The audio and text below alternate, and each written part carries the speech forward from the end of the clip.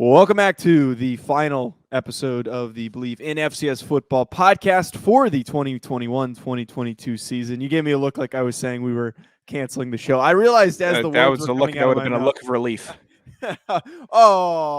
Just send me into the great beyond. Long season for you? Because I don't know my partner. I don't know you anymore. Is it the coffee thing? Is that what you're talking about? We'll get to it. I just we should actually try to do a decent intro this time. You're on a roll, and I made a face. Pardon. We've never had a decent intro, and you're I don't know why we would mug. stop. You're using a weird coffee mug, and you're just being weird. You're just, okay, and I know I'm the only one. I was drinking out of this everyone in the coffee listening mug. audience. For those on the video, I was drinking out of this coffee mug. I just made myself a cup of coffee, and you're so proud to say that. You're so proud to say that. I'm proud that I don't have to walk to go get coffee anymore, and I could just make it in my kitchen. What's that? Yeah, I'm glad that. Why don't you just boil some water, get some beans in your hand, and just crunch on those and pour that into your mouth? How about that? That's the Joe that I know. That's not the Joe that you know. I was just saying this before we started recording. I used to waddle over to Dunkin' Donuts and buy a large iced coffee, which I would argue is less masculine and much stranger that I was doing that compared to just drinking coffee. You're just so California. It's so annoying. Drinking coffee is California. You're wearing a hoodie like that, like the fashion of the hoodie, and then your hair, and then you're wearing a hoodie. You're so happily. Hey, how many layers do you know have what? on? Yeah, because it's cold, and I don't act like I forgot I lived on the East Coast for 20 years of my life, because I'm still living here. It's bitter outside, just disturbingly cold. Well, hopefully we can change that. Sean, we got a football game. Keep running that smart mouth. We got We have a football game we have to talk about. This past weekend, the FCS National Championship game occurred. Yeah, that was a football game. That was an unentertaining football game, and we've got some things that we have to discuss about the game, separate from the game itself, that kind of impacted the outcome of it. Lot to cover on today's show. I'm gonna give a little bit of a preview of what we're expecting to do during the off season as well. But mostly going to be talking about that FCS National Championship, what it means for the future, some of the things that really did kind of drag the game down. But before we get to that, though, Sean, did you do any betting this week? The way that you said that makes me. I didn't tell you about my bets. No, you didn't. I'm actually curious what you had this week. Yeah, I was on a heater, and then I decided I don't like money, and I just lost, and I lost, and I lost, and I lost. The Chargers, just such a disappointment. Lost money on them. And then Alabama football. You stink. Did you bet on Bama? Did you bet on Bama? Yes, I bet on Bama. Did you bet on? I listened to the press conferences before the game. Saban's sitting here talking about, he's confident, treating like any other championship game, playoff game. Kirby Smart's sitting there talking, stumbling all over himself. With an air of, I'd love to make it happen. I'd love to do this and that. I'm like, you're going to get lucky at best in this game. I listened to it in detail. They got lucky. They got lucky. And oh, my God. I did like seeing Stetson Bennett all hungover on Good Morning America today, though. That made me really happy. Whose bright idea was to put the kid on immediately the next day? I mean, he's like 28, but the amount of time that he's been there, but I can't really call him a kid. he's on a Lorenzo Bryant deal.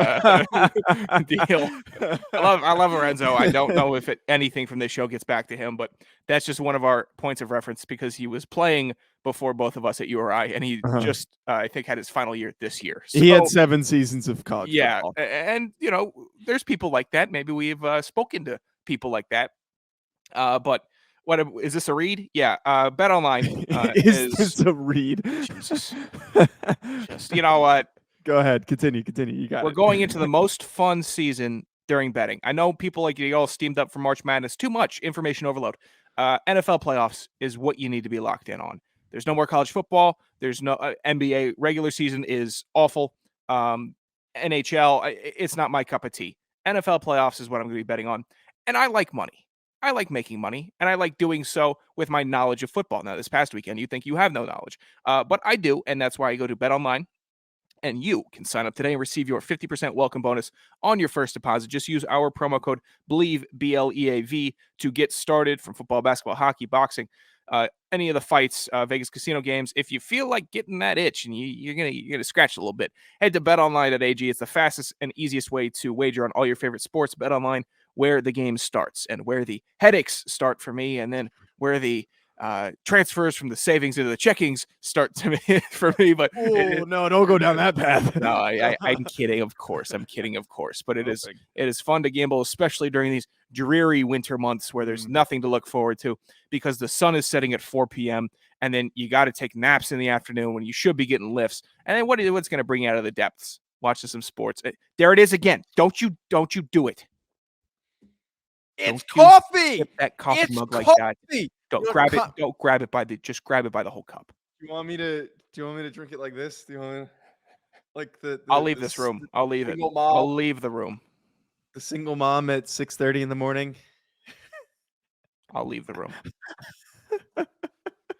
By the way, Stetson Bennett, 23 years old, so he is the same age as Joe.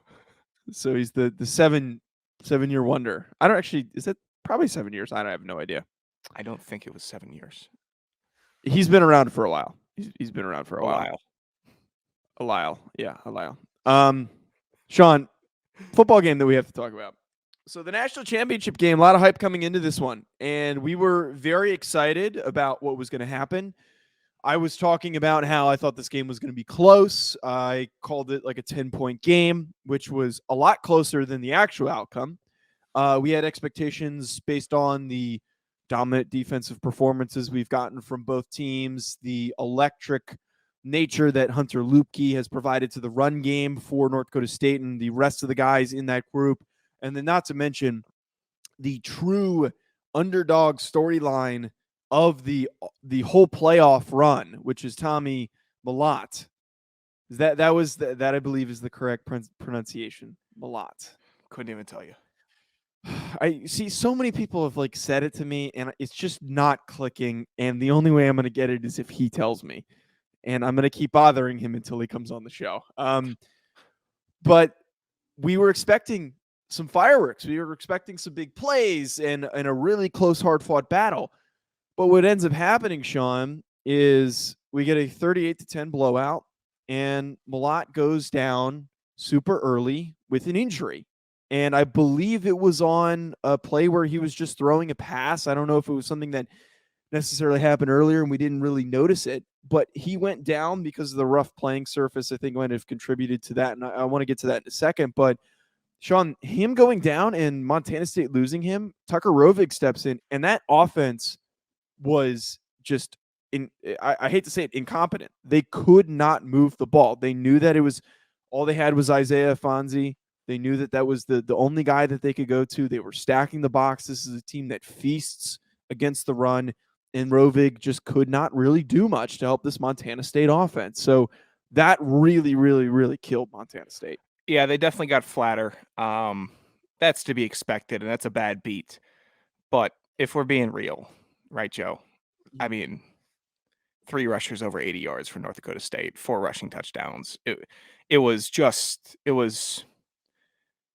a dominating performance by North Dakota State on the ground. And that's kind of what we predicted. We said it was going to be in the trenches. I did not think it was going to be that lopsided, but the big boys for the Bison really came to play, and then they just ran the rock. And then I know 10 points is not a lot to score for Montana State.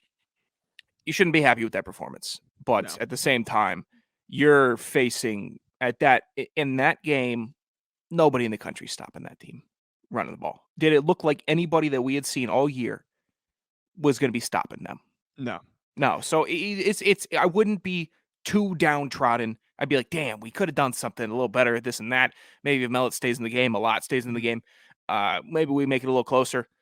But they could have just kept on running it, and they did, and they iced you, and that's how the game went. And it was, you want a little more entertainment. Certainly want more entertainment than what we got. And I honestly do believe that if Mellott was available, this would have been a lot closer of a football game. I still, just based on how dominant the Bison looked, I still would lean for them. They would have won the football game regardless. Oh, yeah. But the one thing that made this so lopsided was how often they had the football and how much they kept turning them over on, these 3 and outs and short drives, and then leading to a lot of mistakes by Rovig. It would have been much different if they could do what they're typically known for, which is running the football, grinding things out. And that's why I thought it was going to be a close, low-scoring game, is that if both teams are running the ball effectively, maybe got a couple big runs here and there, but you lose Malott, and it's one-sided. The one team that can run the ball did it, and then as soon as they built the lead, this is a team that is built to sustain a lead by running and consistently running hard with Lupke, with Cam Miller, with Quincy Patterson, like all of those different guys that they have available to tote the rock. They are built to run away with a lead like that. And I don't think it's a hot take to say that if they had Malott, it would have been a much closer football game. It would have been, because even though Montana State is a primary rushing team, they were a multi-dimensional rushing team with the quarterback aspect included in that. So if you're already thinking, they're already kind of one-dimensional, they're not, though, because you have the running back and you have the quarterback to focus on. And then with that, you can become much more creative, and then you can build off of that. You have a full game plan, and you're not just strictly one-dimensional. I know that it's why triple option teams are tough, because even though they run the ball 90% of the time, it's not one-dimensional. There's too much going on. It's too chaotic. And when you have a quarterback that can break loose for a first down in the blink of an eye, that does not make you a one-dimensional team. But it looks that way when you have a quarterback that can't do that with a team that is built the way and structured the way that Montana State has it structured, which is just, you can hamstring yourself in situations where the quarterback goes down if you don't have a backup that can run the same offense. Like in Baltimore, right? Lamar Jackson goes down. Tyler Huntley comes in, plays the Packers tight, just like Lamar would, because the offense is still designed for players with a mobile quarterback ability who can throw the ball, but the mobility of the quarterback really gets the offense moving down, because it infringes upon the defense's ability to truly do their job. That's why you have a backup in place that can do the same things that the quarterback that's starting for you can do. Even if it's not at the same level, it has to be structured that way. It needs to be, if you're going to be competitive and have an offense structure like Montana State's.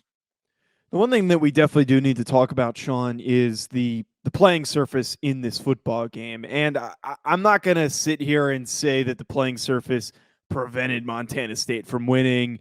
I think that might be a step too far. But frankly, it was embarrassing that field, that playing surface at Toyota Stadium, which is a freaking soccer field, that they played on in this game, is exceedingly embarrassing. It's ridiculous that guys were slipping. The opening kickoff, the kicker eats shit, completely falls on his ass. The kick barely goes the typical distance, and it's basically a squib kick. That was the minute that I knew that there were going to be problems in this game. You're going to have a lot of guys slipping, a lot of potential injuries that did actually end up coming up. Whether they were a result of the field or not, that remains to be seen. But the fact that we are playing the national championship game at this stadium, pardon my language, is completely ridiculous. The fact that we can't get this game in the Minnesota Vikings indoor stadium is kind of appalling to me. Like, we're not, I don't understand. Like, I've heard great things about Frisco. I've heard that the city itself is a fantastic host, but that stadium is a laughing stock, that a Division I national championship is being played in it. And I would argue if you had a bigger stadium, they still would have packed it. They still would have filled the entire stadium. So I think a stadium somewhere in the Midwest, if you went with like the Viking Stadium or something like that, you could very easily fill that stadium. Yeah, especially because there's fans of FCS football that want to take that journey. They want to go to, and that's the thing about Frisco. You say, "Oh, you're going to Frisco this year." You associate that with FCS football championship, which is a good thing, but at some point changes need to be made so it's the best product being put out there. There's a lot of stadiums. There's a ton, and I don't think it would. I think it would be strong if the FCS committee decided to look around and see what other options there are. And I'm not sure how much of a big help it is for the city of Frisco and that stadium, but just we got to have a better surface. We got to look like we're playing some real big boy football. And that's the thing. It's got to have the specs of a championship game. Now, a lot of fans in the stands, the teams had energy. It looked like there was a good buildup. But a lot of the specs on it is, and from ESPN's standpoint too, I have such. It is Broadcast was bad, the too. broadcast Terrible. the Who I don't broadcast even actually know who took the me away. Yeah. Dude. Okay, I know other people noticed this. I Mhm. was so. I don't. You can't offend me with what you say. You can't offend me with takes. Doesn't matter. You can't do it to me. I was offended at how lazy and how incompetent. No, it was just laziness because they could have done it. On the lower third for Montana State and North Dakota State, we all know where it is. It shows the score, the timeouts, and the game clock, right? You see it, okay, and then you got the Montana State logo, North Mhm. Dakota State logo, and behind them there are colors, right? You see the colors of it. They don't match the team's colors. In the produced graphics for the team that was going to show season stats, you see it's the North Dakota State green. It is the Montana State navy and gold. It's the green and yellow, navy and gold. We see that. We see they have the capability to do that. But in the lower third of this game, Montana State's blue was that of BYU. And North Dakota State's green was Coastal Carolina green. So that lets me know that somebody at ESPN decided, hey, why would I even do this and put this in the overlay on this lower third graphic? Who's going to notice? I'm going to notice because BYU and Central Coastal Carolina played each other. So they just said, hey, we'll just do the same thing. Why wouldn't we? No. You can't just do that. You didn't see last night Georgia and Auburn or Georgia and Alabama with different colors in their colors. And I get it. But it's laziness and it's disrespectful. I couldn't. I was so seething looking at this broadcast. And then halftime, Joe. Did you see what they talked about at halftime? All they talked about was the FBS National Championship. That was all they talked about. What the hell are we doing? This is supposed to be a premier event for the FCS. It's not a Division II game. It's a big deal. Then I was so livid. It took me away from how what the field looked like, the traction on the field, all that. It took me away for how poorly produced that broadcast was for all the FCS fans that decided to watch, all the North Dakota State alumni, all the people from Montana State, everybody that had a passing interest on ESPN that day was served a pile of shit. It drew 1.32 million viewers despite it being a blowout, and I'm sure that tailed off towards pretty quickly into the game. And I understand that it's a blowout. Forget that. I just a different network needs to be willing to put up this game because that to me, like you said, is sheer disrespect. This is not a high school football game. This is not a Division III football game. This is not something you're throwing up on ESPN Plus. This is a national championship game. And I don't even think that they were putting anything on the regular ESPN. I think it was a basketball game. It was a regular season basketball game. I don't understand how were there more than 1.3 million people tuning into the crappy basketball game that they had going on that morning. I'm not even going to do the comparison. I'm just going to be shame. I mean, and we have our beef with ESPN. We have it, and I know I can't stand ESPN. And I know whatever this does, if we keep on talking out about them, speaking out about Sports Center and how they run their social media, how they manage their TV shows, it's not going to help us. It never would if we keep on speaking our minds. But regardless, if something does happen, they go to fact check us. It's not going to help us. Regardless, you can't do that. You can't do it because if we're noticing, everybody else is noticing. Or if they're not, now they are. Go back and look at the game. Look at how it was presented to the viewer. It is unfathomable to have 1 million viewers taking in a product that is subpar, and you're supposed to be the cornerstone of sports broadcast media. Shame on ESPN, and I'll apologize for them to the FCS listeners and viewers. You shouldn't have had to deal with that. You shouldn't have had to because it was avoidable. Oh my God, I'm glad I remembered this. I'm glad I remembered how utterly pissed off I was about the broadcast. And we go to halftime during the FCS football championship game, and we're talking about Georgia and Alabama, which is not happening that day. And it's not even like it's a scenario where it's like, okay, this is what people want to tune into. It is like you're talking about the sheer laziness. They didn't want to put together a panel of people just to sit in and talk about the game. That was exactly what it is. And on top of that, I don't know who the hell the color analyst was. Like, who was the color commentator? Like, who are these people that are just so clearly do not want to be there? I think he was an FCS guy, but he didn't give a crap.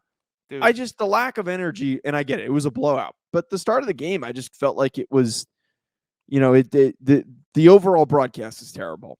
I thought so too. I've watched a lot of softball on ESPN Plus. They got a guy. They got a couple teams that just do nationally. They do nationally softball. They go to the complexes. They're fantastic because they at least put on the notion that they care. And it's ESPN Plus. They're doing, I don't know, maybe 2 cameras max. It's not the softball championship. Not a ton of people in the stands. But I'm looking at this product like, hey, this is why you buy ESPN Plus. This is why you do this. And then what do I see during a massive event for the FCS? Nothing that would represent that. If Flow Sports can get the graphics right for their games, why can't ESPN? Flow Sports is a different. I understand. Problem. I understand, and I get the problems with it. But if they can have the attention to detail on the little things, it's the little things, right, Joe? Yes. God, I am so pissed off about that. Sean, before we, the last thing I want to talk about this game is the very clear headline that comes from it, and the one that every lazy media outlet that doesn't pay attention to FCS, but as soon as they see North Dakota State win, they go, Dynasty, which, yeah, justifiably, yes, but they're not tracking or following any of the stuff during the season, and they're just using it for a social media post at the end of the season. Yeah. But the Dynasty is back. And I would argue it really didn't leave. The only blip in their path was the spring season, where they were thrust into a situation where they had to start Zeb Noland, who sucked. And now they figured out their quarterback situation. They're back on path for what we know that they're fully capable of, which is dominating the FCS. And so the thing that I pose here, Sean, that I want to wrap up our show with talking about is, do we think that this is going to continue to be sustainable? At what point do we start to lose guys to other programs, coaches to other programs, or even the possibility that they move up? What are your thoughts? I think it's as sustainable a program in all of college football. We've seen what happens when players decide to leave. We saw Jabril Cox go to LSU, got drafted, and then, leader of the team. He still would have gotten drafted out of NDSU. He still would have gotten drafted, but they found a replacement, and they found another guy next man up, and that's what happens when you're able to cultivate a culture within your program that is truly next man up. You're going to go here, and you're going to be ready to go in. There's not going to be missed assignments. I don't see missed assignments with North Dakota State. I don't, because they're treating it like a program where if you have a mental mistake, a gaffe, you're not prepared enough, somebody else will be. There's somebody else here that's going to want to ring at the end of the year or compete for one. So if you are able to have that leverage of saying you're not better than the program itself, guys are going to want to play harder. Guys are going to stay there. Unless they're, freak athletes that could have gone first or second round. Even then, a lot of first, second round guys going out of North Dakota State. You're getting buy-in from a full team, and that's it's terribly difficult to cultivate that in college players, where all they see is their friends on different teams that are in the transfer portals. They're going on visits. They're getting this and that. Oh, they just got a new locker room. Oh, look at this. They got new cleats. I like this gear more. Why don't I transfer? And you're sitting there, just sitting in a pool of doubt. But if you're able to get into a spot where that's not there, why wouldn't you have a dynasty? That's a true cultural dynasty that they have in North Dakota State. Yeah, I completely agree with you. I don't think anything is going to disrupt this current path and trajectory that the Bison have established. They have built a sustainable situation where not only can they push that next man up if somebody does leave or maybe goes down with an injury, they are able to consistently have high quality bought in players. And we've even seen a level of next man up that when coaches leave to go to other destinations, that whoever steps up as the next coach is highly successful. And arguably, You get guys that are better than the previous coach in the previous regimes. The only thing that I think that is going to disrupt the level of dominance that we have from North Dakota State currently is if they move up. And there are obviously a lot of politics that go into that with the conferences and realignment. And you hear about how FBS teams don't want to play North Dakota State. And I think some of these conferences might be a bit intimidated by North Dakota State. You also have the circumstance of North Dakota State wanting to be paired with the right conference. And if they're going to move up, they're going to want to move to a Mountain West type conference. And that might not even be up to the par of what they're capable of. I mean, we've seen this team beat programs like Iowa. And I almost wonder if the Big Ten ever considered adding teams, if instead of going for a group of 5 school, if they would maybe reach out to a North Dakota State. And I would argue that they would do just fine if they moved to the Big Ten. I think I'm they not would saying that they would be Ohio State level, but they would compete with the Minnesotas and the Iowas and the Purdues. They could easily be a mid-tier team to start off. I think that is not a hot take. I think it would take a couple years to get mid-tier, but they couldn't do worse than any of the other Power Fives right now, or non-Power Fives. With the exception of Cincinnati. I want to wrap maybe BYU.